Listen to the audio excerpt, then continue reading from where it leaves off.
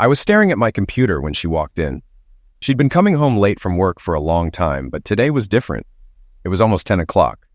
The kids and I had already eaten dinner, done homework, and they'd been in bed for nearly an hour. They didn't even ask about Mom. This new routine was making me sad.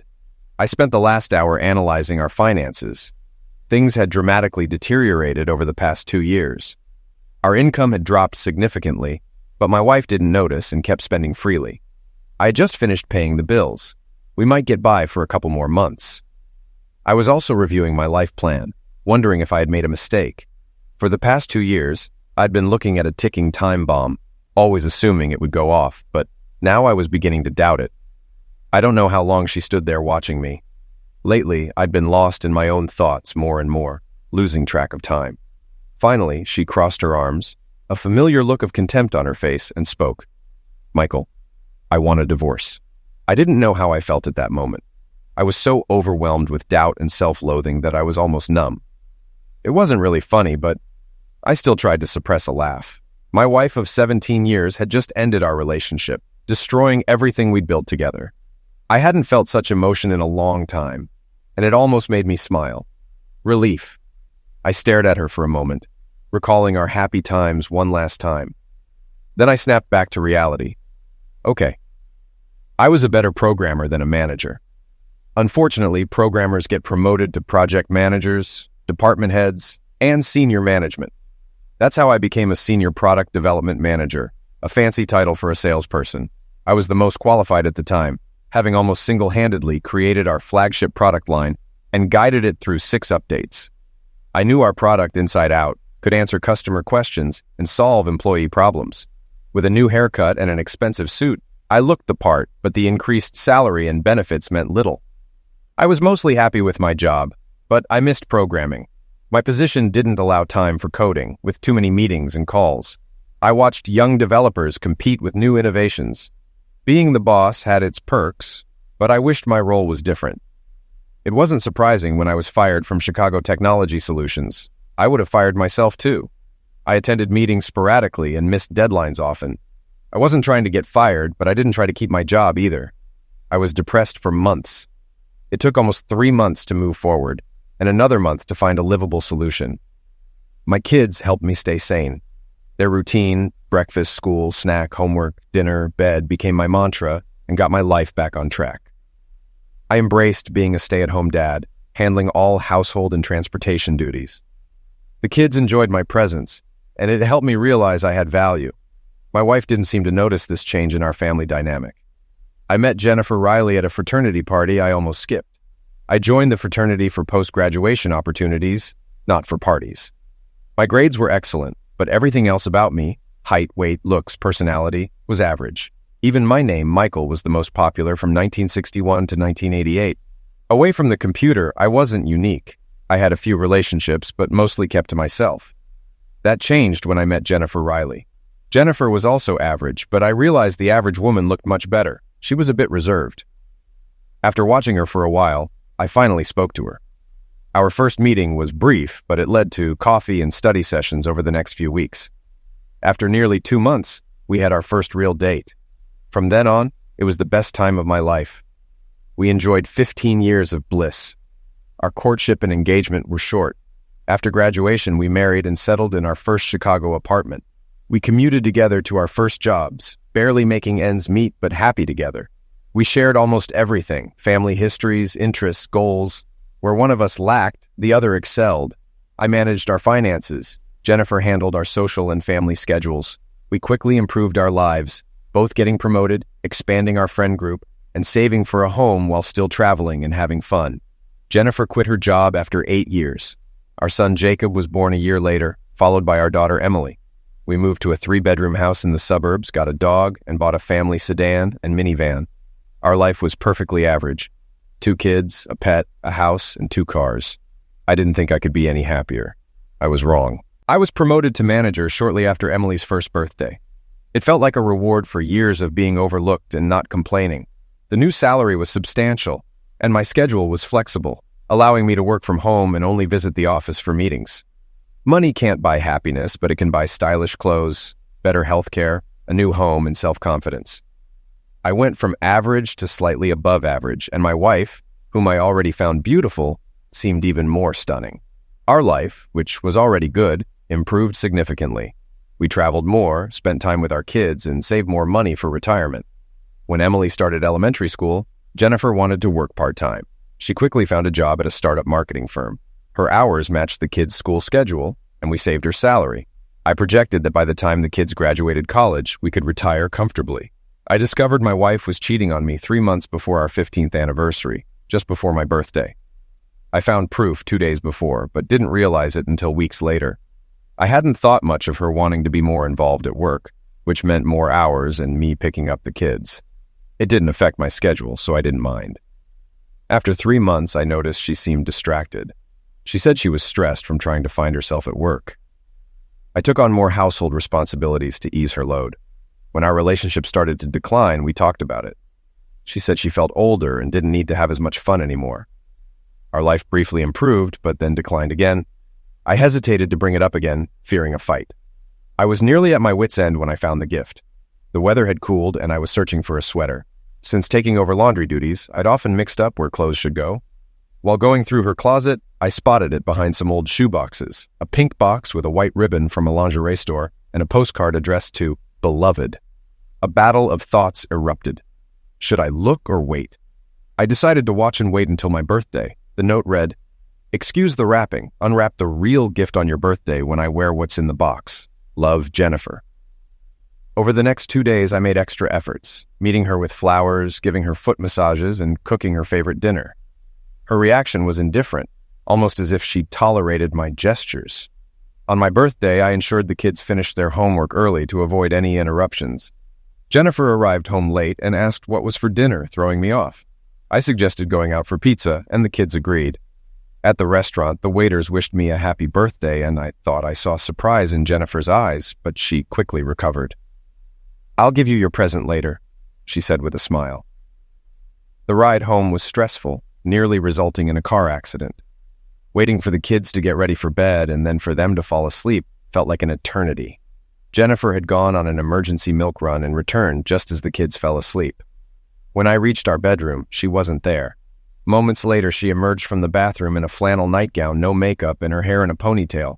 Frustrated, I asked about my present. She slid into bed, reached for the lamp, and then stopped. "Oh, I almost forgot." She pulled a small box wrapped in balloon paper from the nightstand and handed it to me. "Happy birthday, darling." Then she turned off the light and fell asleep. I was too shocked to even open the present.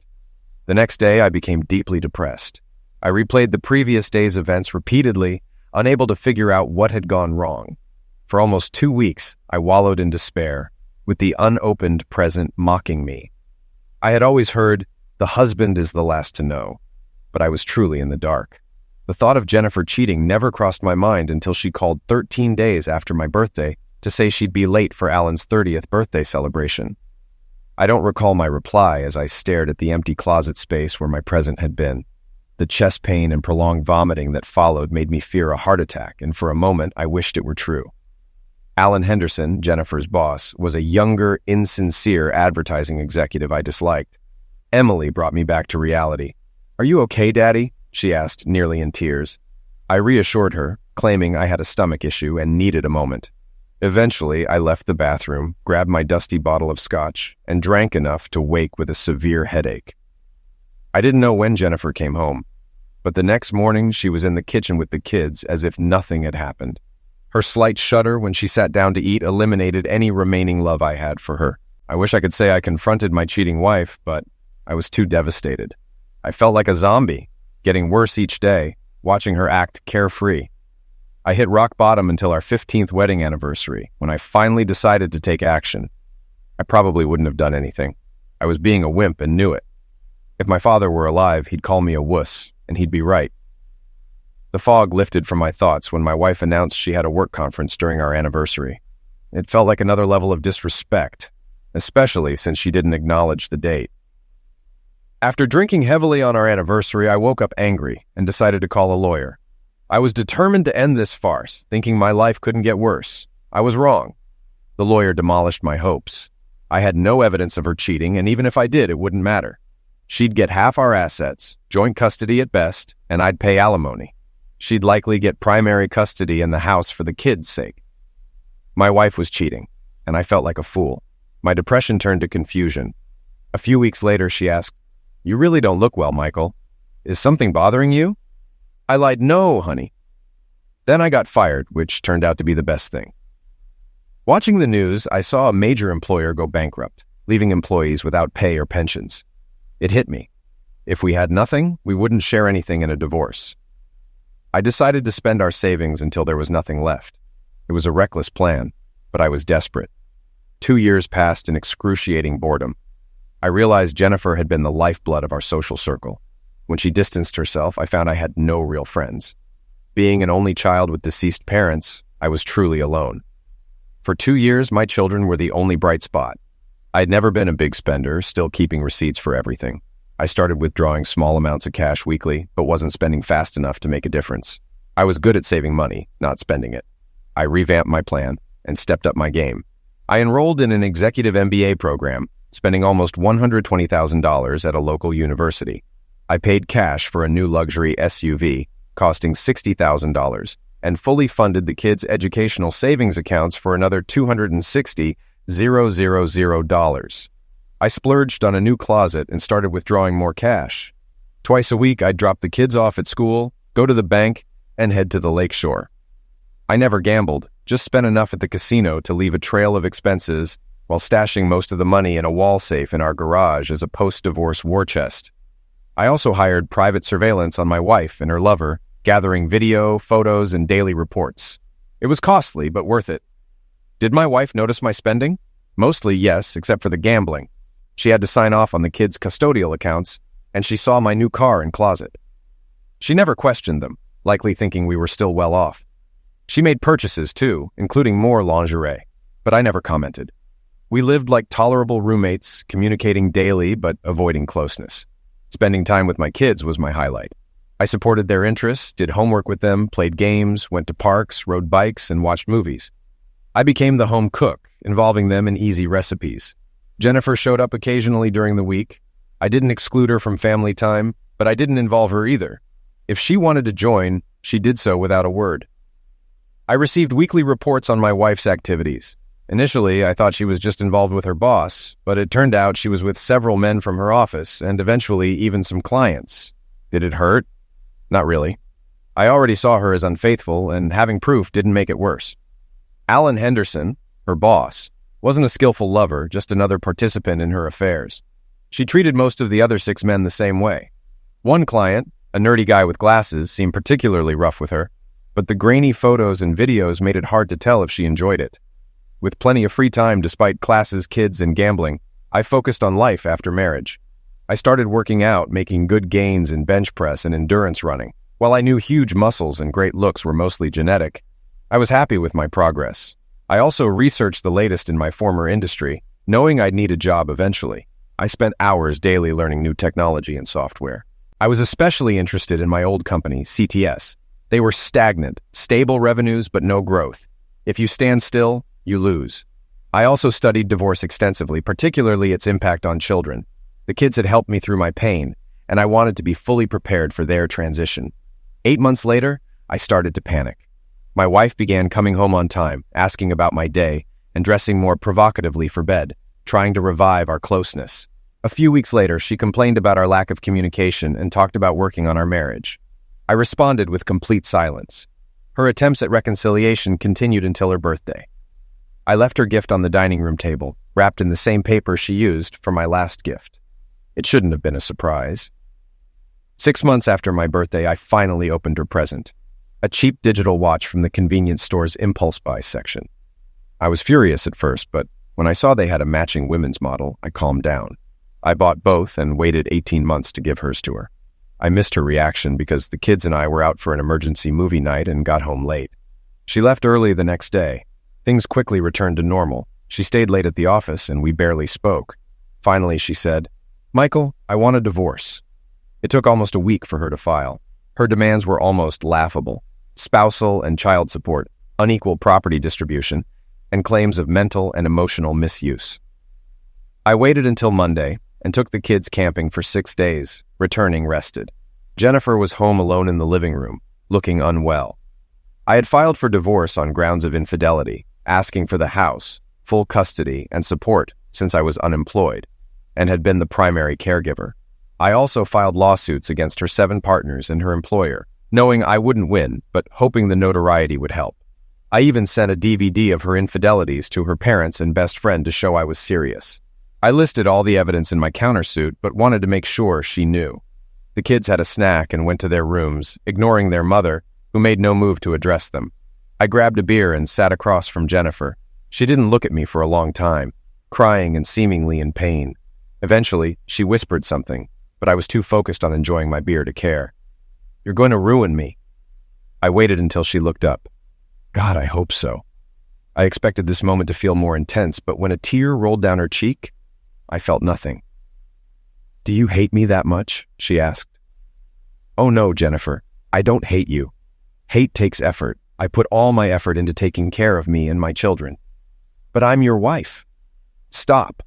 My wife was loving, caring, my best friend, my partner, and the mother of my children.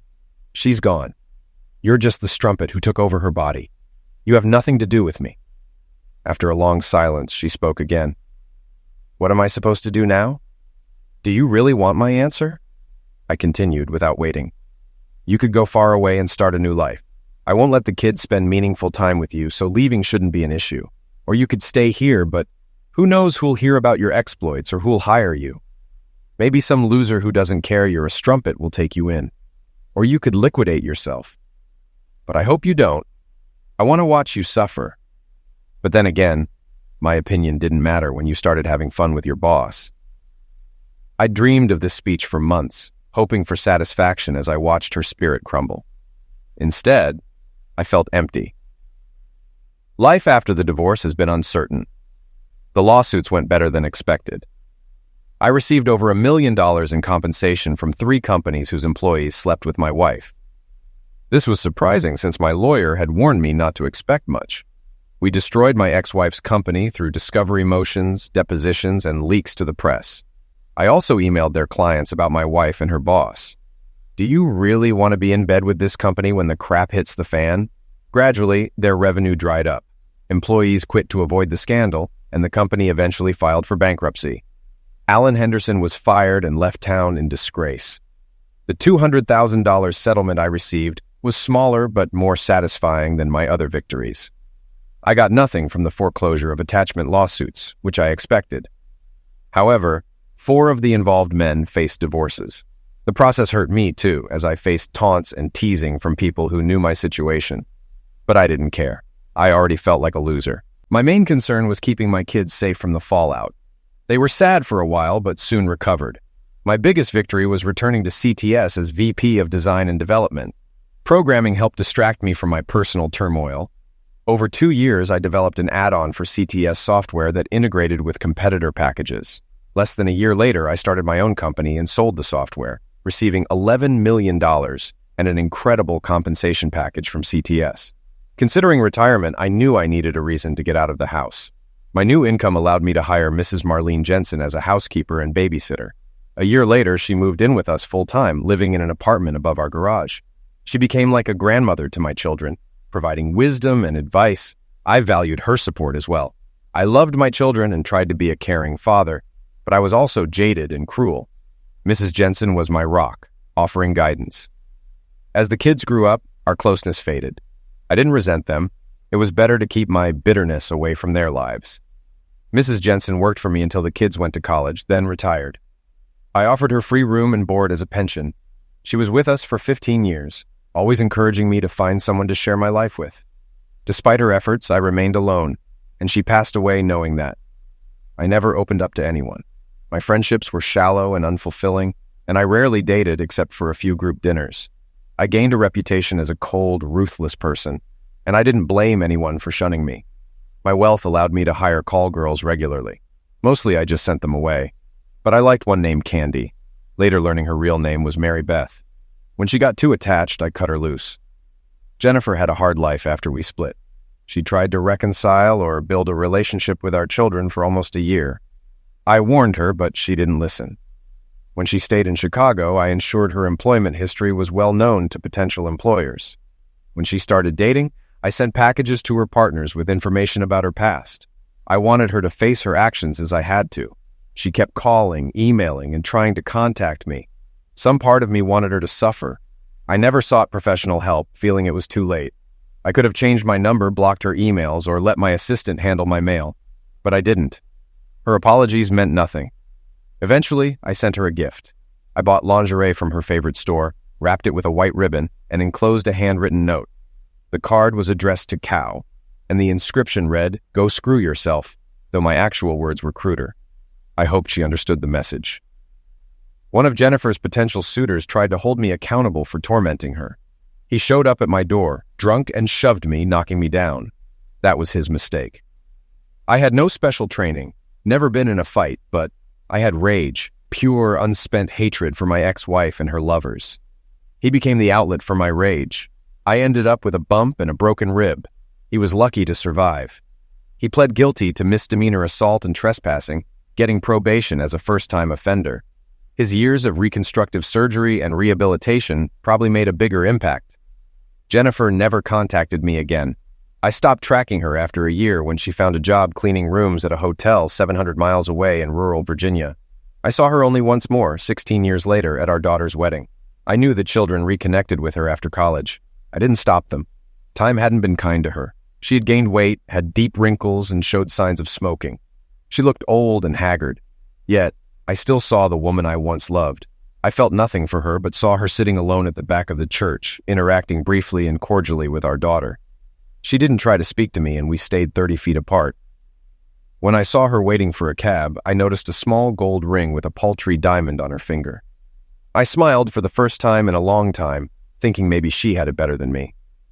I walked over, stared at the ring, then met her eyes. A deep sadness was clear in her gaze. "By the way, you ruined my life," she said. I glanced at her left hand, then back at her eyes. "I'm glad you found someone. I hope he makes you happy," I said. I walked quickly to my car where my driver was waiting. "Good evening, Mr. Smith. I hope you had a pleasant evening. Are we going to the club?" Jonathan asked. "It went as well as I could have hoped, Jonathan. Let's go straight back to the house. I'd like to be alone tonight," I replied. "Of course, sir," Jonathan said. As we drove away, I tried not to look back, but I caught a brief glimpse of her and said goodbye. Michael Smith was not a handsome man, and nothing about him stood out at first glance. But he was sweet, nice to look at, and smart, unlike other guys. We met on the worst night of my college life when my sorority sisters abandoned me at a frat party. They promised to stick together, but ditched me to mingle with the popular crowd. I waited for them for 2 hours while drunk guys hit on me. Then Michael approached, looking me straight in the eye, introduced himself politely, and made small talk before leaving.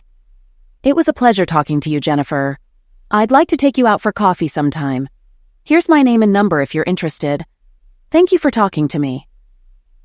That moment was the highlight of my semester. I almost didn't call him, but eventually did after a week. We met for coffee, and he asked me all sorts of questions, making it easy to talk to him. He was brilliant and well-versed in every topic. He was studying computer science, but could have majored in anything. He offered to help me with my difficult subjects, especially ancient philosophy. Michael always looked me in the eye, showing genuine interest in me as a person. We started studying together.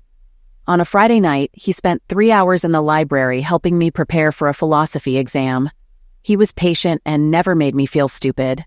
When I passed the exam, he was genuinely proud of me, saying he enjoyed spending time with me. Michael was different from other guys. He focused on his studies during the week, avoiding parties and distractions. We didn't go on traditional dates, but he called every day and left notes for me. We met for coffee, at the library, and occasionally for lunch. He always asked about my family, interests, and dreams. When I asked if he was afraid of anything, he revealed his fear of not being a good father. He was an only child who lost his parents in high school and lived with an uncle who wasn't supportive. Michael wanted to get married and have kids, but worried he didn't know how to be a good father. When he fell silent, he seemed to look for an answer. "Too much?" he asked. "No, Michael. Just enough." About 4 weeks into our relationship, Michael asked if I was free on Saturday. I said yes, and he said he'd come by at lunchtime. The days leading up to that Saturday were strange. Michael wouldn't reveal his plans, and my sorority sisters were whispering and smiling at me. I was on edge. When he arrived, he and his 3 fraternity brothers were dressed in maroon and sky blue clothes, carrying a large cooler and trays of food. Michael had a DVD, a West Ham jersey for me, and a big smile. He asked to see the big room in the house. As we turned the corner, the house was decorated in West Ham colors, and everyone started chanting. I was shocked. Once I had complained to Michael about missing my family's trip to England to see my distant cousin play for West Ham United because of a test. Michael arranged for a friend at a sports bar to record the West Ham game. He learned the team chants, taught them to his friends and my sorority sisters, and watched the game to know when to start them. They brought English ale and cooked fish and chips. As the game went on, we sang, drank, and cheered. In the 72nd minute, Michael silenced everyone and told me to watch. I saw my cousin score his first Premier League goal. It was the nicest thing anyone had ever done for me. When it was over, Michael and his friends cleaned up and left. Michael said he would call me later. I was left alone to deal with the teasing about the dreamy look in my eyes. It was worth it. Our phone conversations, notes, and coffee continued for a couple more weeks. One day, while sipping a latte, I noticed Michael looked extremely nervous. "Everything okay, Michael?" "What? Oh yeah, of course. I was just wondering if you had any plans for Friday night and if you're free, if you'd like to have dinner with me. You know, like a date." "I'd love to have dinner with you, Michael." The relief on his face surprised me, quickly replaced by the widest smile I'd ever seen. He kept smiling as he finished his coffee, as we walked out, and as he waved goodbye on his way to class. I could see him nearly a block away. From then on, my life became a whirlwind of love, romance, and friendship. My grades improved, I had more fun than ever, and people started treating me differently. I felt more comfortable being myself, the woman Michael loved, and people were drawn to that. Being around Michael boosted my confidence. He always praised me highly. Michael was good-looking, fit, well-groomed, and pleasant. Though shy around new people, he was the smartest person in the room, even outshining the professors. Despite this, he stayed humble and spent his time with me, often saying, "I'm just a regular guy who won the lottery." When we met, I considered myself pretty, while friends and family called me cute. I was self-conscious, especially around my stunning sorority sisters. But through Michael's eyes, I began to feel more valuable. Prom was a highlight. My sorority had a tradition where each sister rated their boyfriend in front of alumni. Since I didn't have a long-term boyfriend before, I never participated. This year, Michael received all positive feedback, a first in the event's 29-year history. I was proud, though tradition meant I couldn't tell him he won. But 3 days later, I found a way to reward him. The day after graduation, Michael drove me home. I was originally from Chicago, and Michael had been offered a job there. We spent 4 hours on the road holding hands and talking. We stopped for a quick breakfast and a kiss. We arrived at my childhood home just before lunch. Michael spent the next 2 hours charming my parents. I was a bit surprised when he asked if he could buy my dad a beer. They left before I could even object. My mom smiled through misty eyes. "Oh, Jennifer, this one's a keeper. Trust me, Mom, I know." Michael and Dad smiled and laughed all the way to the front door. When they finally returned 2 hours later, Michael told me, "I'll be back to pick you up for dinner," after he checked into the hotel, said a quick goodbye to my parents, and left. The last thing he told me was that he had asked my father for permission to marry me. That night I'll never forget. It was magical. After a wonderfully romantic Italian dinner, Michael proposed to me on the deck of Willis Tower. It was a beautiful, clear evening, and the lights of the Chicago skyline almost matched the glow in my heart.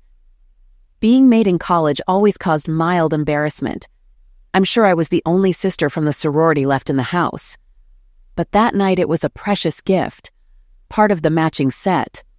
Michael gave himself to me that night. I could feel it. He was patient, loving, and tender. I couldn't have dreamed of a more perfect contact. I asked him, "Where did you learn to be such a fantastic lover?" Modest as ever, he whispered, "I read very much." Our life was damn near perfect. Right after graduation, Michael landed a good job. He was constantly being promoted, and I was happier than ever. I don't want to say that these years understate their importance to me. I can't find the words to express how happy I was in our first decade together. I wouldn't be able to describe how having children added to my life. I don't share the details of those years because they have nothing to do with my downfall. In fact, telling you about those years would only confuse you about the motivations that led to my fall. I know what my mistakes are. Better said, mistakes. I know why I fell. I didn't trust Michael enough. What I loved most about Michael was that he never hid his vulnerability from me. He shared his whole being with me, and, more importantly, his insecurities. He never hid from me. For a long time, I had nothing to hide. My life was a fairy tale. My family was wonderful. Michael never treated me any differently than a full partner. I was involved in every decision that affected our lives. It didn't matter that he made 5 times as much as me or had a better handle on our finances. He always looked to me for advice and approval. Mostly it made me feel special. But sometimes I felt inadequate, like I wasn't holding up my end of the bargain. I never shared this with Michael. If I had shared it, I never would have ruined my life. He would have helped me. I know that. He loved me so much. He would have helped me feel whole. That tiny insecurity grew and grew over the years. Maybe it was budding. Whatever the case, by the time the kids went to school, I was lost in my own skin. I felt I needed something different, something that would give me an independent purpose. I wasn't looking for a lover by any means. I loved my husband. In the bedroom, I was more than satisfied. Our life was passionate, though maybe a bit of a drag. That was mostly my fault. I knew that my husband wanted to be a little more experimental, which is probably the right word. But I figured, why spoil a good thing? No, I wanted to feel like an equal, not just to be treated as an equal.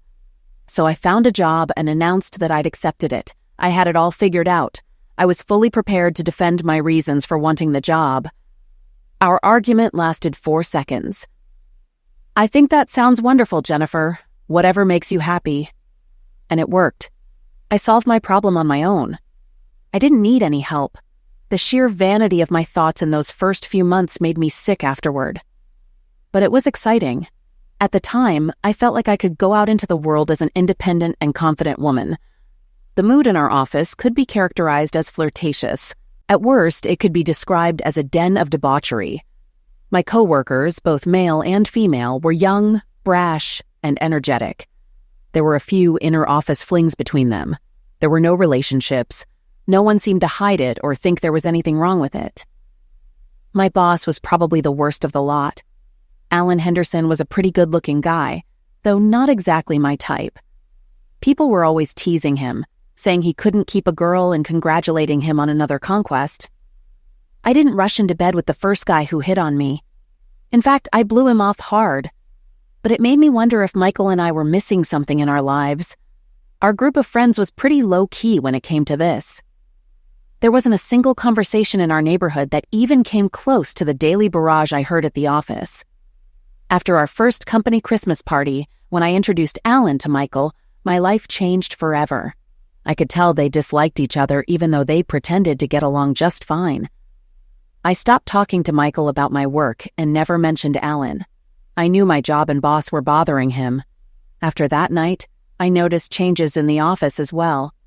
Alan started paying a lot of attention to me, praising my work in public and asking how I was feeling. He began asking me to share lunch with him. We always had long discussions about our latest project. He started asking my opinion more and more often.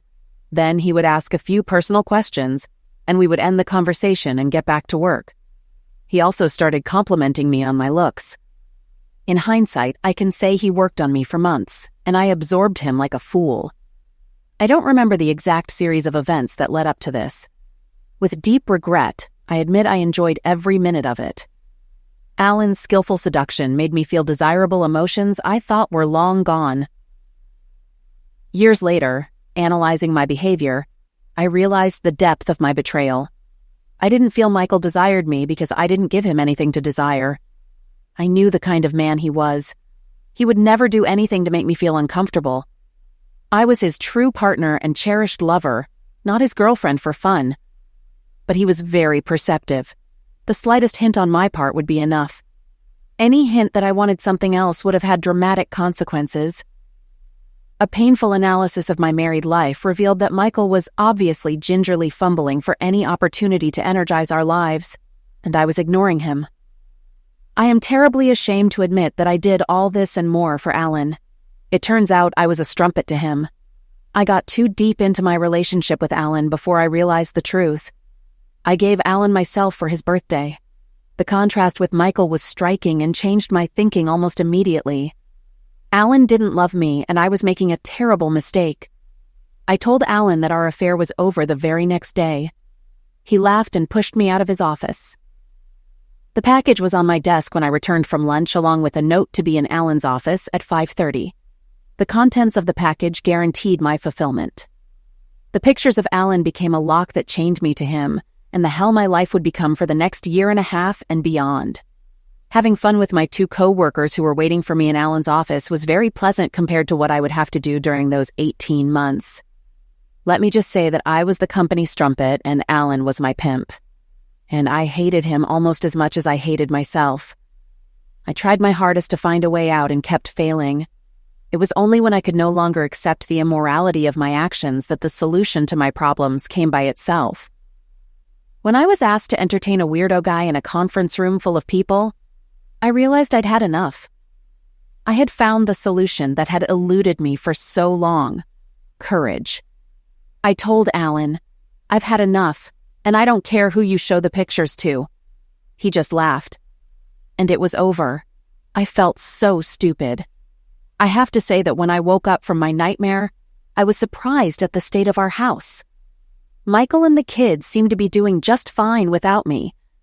In the back of my mind, I thought they would have a hard time facing life under the kind of neglect I had imposed on them.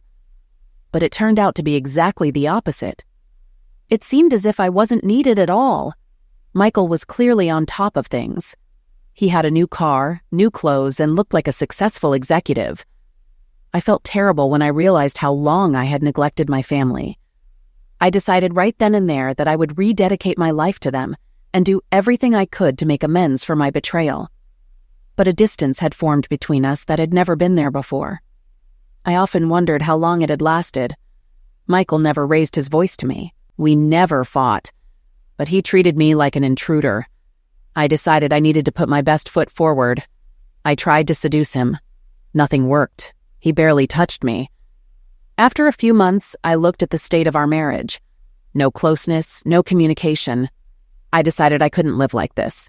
I suggested marriage counseling. Then Michael stopped talking to me.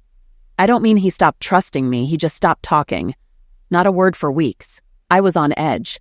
When my birthday came around, I let myself get a little worried. After all, he couldn't ignore me on my birthday. God, how wrong I was. When I got home from work, I was ready to find out what my family had planned, but found the house empty. The only thing on the dining room table was a small wrapped box. I realized what it was before I even opened it. A few years earlier, I had forgotten Michael's birthday. In a panic, I found an inexpensive watch at a store on a nearby street. I intended to rectify my oversight later, but I never did, and eventually forgot about it. My gift was a mistake, but his gift was calculated. By the time I went to bed, I was furious. Keeping the kids away from me on my birthday was just cruel. I couldn't believe he had done that to me. And the gift? That was out of line. I should have realized something was terribly wrong. The symbolism should have been enough. Michael was not an evil man. He was the most gentle, caring, and loving person I had ever met. If I hadn't been so clouded with anger over that damned gift, I could have saved my marriage. If I had confessed my sins and asked for forgiveness, maybe there would have been hope for me. Unfortunately, at that point, I stopped thinking about working on my marriage and started thinking about divorce. I was sad but determined. It took me a few weeks to work out all the details with my attorney. I told her how Michael was aloof and even abusive, how he kept the kids away from me, ignored my request for counseling, and stopped talking to me. My attorney pounced on my comments. She said I would be well compensated. We went over the claim. I felt I was doing what was fair, standing up for what I needed to live a normal life. All that was left was to deliver the bad news. I stood silently in the doorway of the den and looked at the man who had once been my husband, my other half. He looked like the same man, but it wasn't him. Finally, I had enough. Michael, I want a divorce. There was a long silence, but I didn't see any emotion on his face. I thought he smiled, but he was probably just in shock. He must have been because his reaction wasn't what I expected. No yelling, no questions. Okay. And that was it. The following Friday, he was served with my divorce petition. That weekend, Michael was in a better mood, but if he tried to correct his recent behavior, it was too late. I was in no mood for reconciliation. He even said goodbye to me at the door as I left for work Monday morning. Too little, too late, I thought. When I got to the office, I realized there was a big problem, but I had no idea what it was. My boss, the president of the company, and our corporate lawyer were bickering in the conference room. Fists full of papers were being waved around. I was so busy watching the hysteria that I didn't notice the man waiting for me near my workstation. He caught me off guard when he spoke. Jennifer Smith? Yes, you're being served. The man handed me a massive envelope, took my picture, and left. I didn't even get a chance to sit down, let alone look at the contents of the envelope. As soon as the man left, the security guard and the human resources manager stood in front of me. Mrs. Smith, you are suspended pending an investigation on charges of inappropriate behavior in the workplace.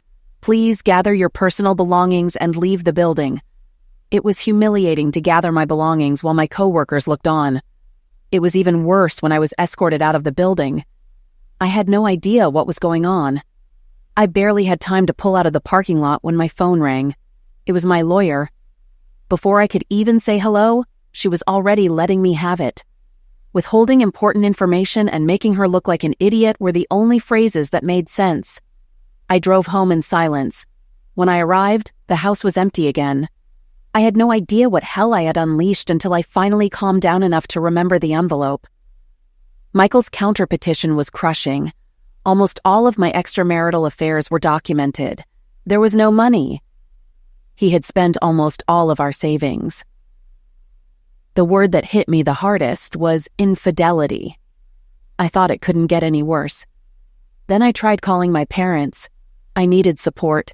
My father called me a strumpet and hung up on me. He didn't need to explain to me why he thought that. I already knew. The next 7 days seemed like the loneliest of my life. But years later, I would remember them fondly as the good days. Michael left a note that I found later saying he had taken the kids camping and would be back on Sunday. That first night, my older friend Rebecca called around 7 o'clock to see how I was doing. She said that Michael had sent her a DVD and that I didn't want to know what was on it. Over the next few days, my attorney detailed the hopelessness of my situation. I was being fired for cause. My company, several clients, and all of my partners were being sued. I would lose custody of my children. I would lose everything. At that moment, I was willing to do anything to get Michael to stop all the litigation. I tried to prepare myself for his return. Unfortunately, I couldn't stop crying. When the family came home, I was a mess. The kids walked past me as if I wasn't even in the room. Michael walked in a few minutes later, beer in hand, looking like he didn't give a damn. I barely forced myself to speak. "You're going to ruin me." The pure hatred in his voice destroyed me. God, I hope so. When I tried to broach the subject of our history as husband and wife, he called me a strumpet. At that point, I wasn't even talking to him. I was just thinking out loud. But Michael launched into a tirade that lasted several minutes. Strumpet, strumpet, vulva, cow. Every word tore at me. I came. Then he got up and left the room. I can honestly say that I didn't give up. I tried to make things work with Michael, but he wouldn't talk to me. I wondered how Michael and the kids were doing without money. But they seemed to be okay. Sometimes I would sneak to watch him drop them off or pick them up from school. I couldn't get a job and was receiving unemployment benefits. My parents wouldn't talk to me. I needed somewhere to live and started going from friend to friend, mostly divorced men. No one wanted to keep me for long. One day everything was fine, and the next day they wanted me gone. On the advice of my lawyer, I started seeing a therapist. She believed that if I repented of my behavior and sought professional help, it would help me in court. I had very little hope. I worked through some things, most of which I have shared with you. But the best advice my therapist gave me was at the end of our sessions. Her advice was to run far, far away.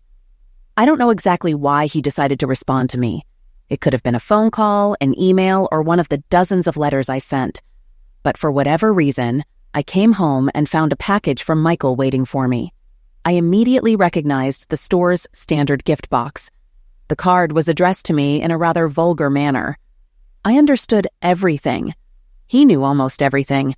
He really hated me and had a very specific suggestion on how I could best utilize my time. I don't know why the realization that he knew about my willing betrayal was so much worse. But it was.